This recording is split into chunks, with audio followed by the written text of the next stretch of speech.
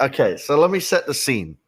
Okay, it's a lovely winter's day in a council estate in Gloucester, England, and we were just wrapping up Christmas at the time, and I know it's gonna be better. Yeah.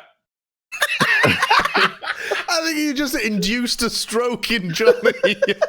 go, Brent, go. we were just wrapping up Christmas at the time. It was a great time. I was around, probably say around 10 years of age, and we had a fake Christmas tree because literally, I mean, real Christmas trees, that's some white people shit, you know what I mean?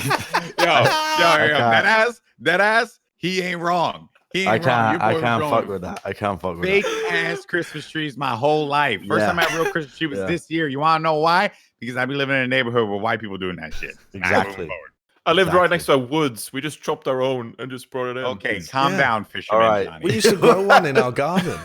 It's a grow a Christmas tree. Yeah, every year we would plant it back in the garden, and then we would dig it up again and put it in our front room. No, for Christmas. that's sadistic. Yeah. That is sadistic. Yeah. How is that sadistic? Here, What's trees, suffer for a little bit. Now come back in. We're gonna come back next year and cut your fucking trunk off. and then you're gonna pluck it back out. The tree's just like, kill me, please.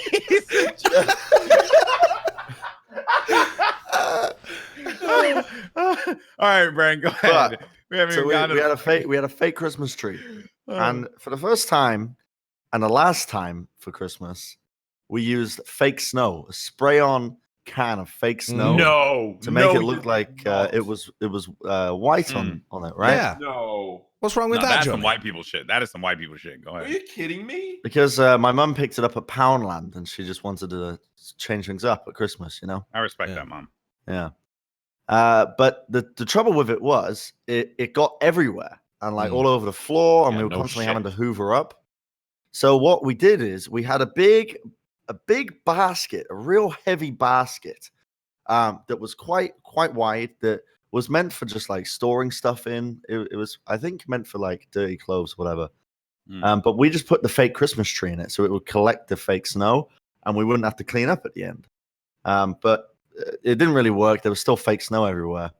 And so Christmas comes and goes, and I have another lovely year of being a child. My innocence still intact at this point. But here's where my innocence gets torn away from me.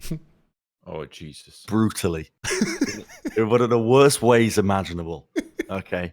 What was the youngest age you've ever killed something? Maybe like 13 or something. Okay. I don't know. Yeah. You ever killed someone at the age of 10? No. Well, let me explain how I did. Okay. Oh, Let me explain how this happened. So I'm in the living room, and there's a bunch of fake snow on the floor.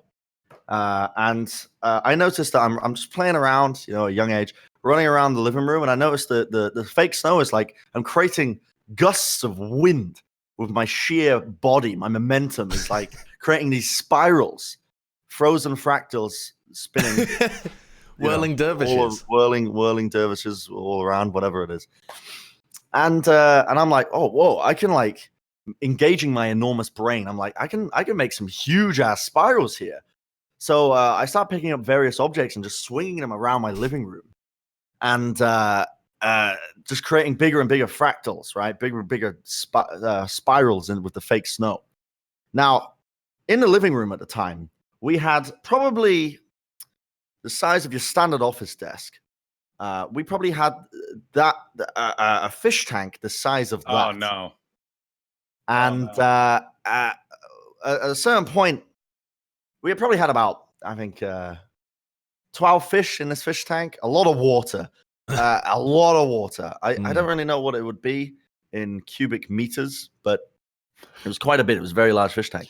And I picked up this this big basket, this big straw basket, heavy basket, and it had a metal rim on it. And what I was doing is I was running around scooping up air, and the force of it was causing the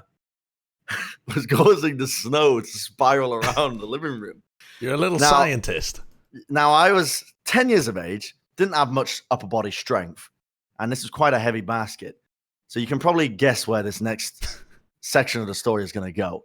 But I do one little run around, and I swing the basket with all of my 10-year-old little yeeter energy, and I yeet this basket, and it goes flying across the room and collides with the fish tank filled with about 12 fish and about God knows how much water. And I remember just being in shock. As soon as it got let go, it was in slow motion for me. I realized what I had done. And it just goes flying into the fish tank, smashes it open. And the one thing I remember from that interaction was the water rushing against my body and the feeling of fish flapping against my legs. Flapping against my legs. And I just start freaking out, crying, screaming. I look around. The living room is soaked in an inch of water. There's fish dying. There's fish dying on the floor. I'm looking around. I have directly murdered 12 fish. Childhood, family pets I have killed because of my hubris in thinking that I could contain this basket with a metal rim. My sheer hubris. And immediately I'm like, oh God, I gotta save them. So I'm running into the kitchen as fast as I can, pouring out my cereal bowl, filling it with water, and running back into the living room, just trying to puddle fish into the bowl. But the fish are panicking, and they're jumping out of the bowl in my hands as I'm trying to pick them up. I'm trying to save them. I'm trying to save them, but I can't. The fish don't want to be saved. They don't want to be saved. The fish just are panicking, and then eventually I run and get a bigger bowl. But at this point, I've taken so long in filling up the thing because our taps don't fill up with water that quickly. I walk back into the living room, and half the fish are dead. And I'm staring at half of the fish dead. Some of them are just breathing lightly, and I'm thinking, don't you die on me, you son of a bitch. So I scoop up as many fish I can, as many fish that I can that are still alive. And I open the door, and at this point, my mum still doesn't know what the fuck's going on. She's running down the stairs. She just sees me with a bowl full of dead fish, half alive, half dead. And I'm crying, and I'm just screaming, I'm sorry, over and over again, as I open the front door and run out of the front of the house. Wait, why did you put them in the sink or the bath or something? Because I was panicking, and I just ran. I ran outside, and I was like, they've got to survive. They've got to survive. So I'm thinking, I'm trying to engage my brain as hard as I possibly can. This is the hardest I've ever worked. The cogs are turning at rates that are unprecedented at this point in time. And I'm like, okay, nearby, there's a creek about 5 minutes. I can maybe make it in 2 if I run. So I fucking run, being so careful with this bowl of water and fish. Oh, no. And the local kids are playing on the greenery nearby. And they're like, oh, hey, Bren, what's going on? And I'm just tears just down my eye, just rolling down my cheeks, just my face red, just running for this creek. And I run through the fields, and I hop over the fence with this bowl of water, and I'm like, just over and over again, just crying, just saying, please don't die, please don't die. I get to the creek, I chuck the fish from the bowl into the creek, and I didn't think about which direction the creek was going in. Because the creek was flowing right into a bramble bush. And I just witnessed the fish that I tried to save, the 5 fish that were still alive, just get caught in the bramble bush and suffocate. And that was the first time I killed an animal at the age of 10. And that has stuck with me.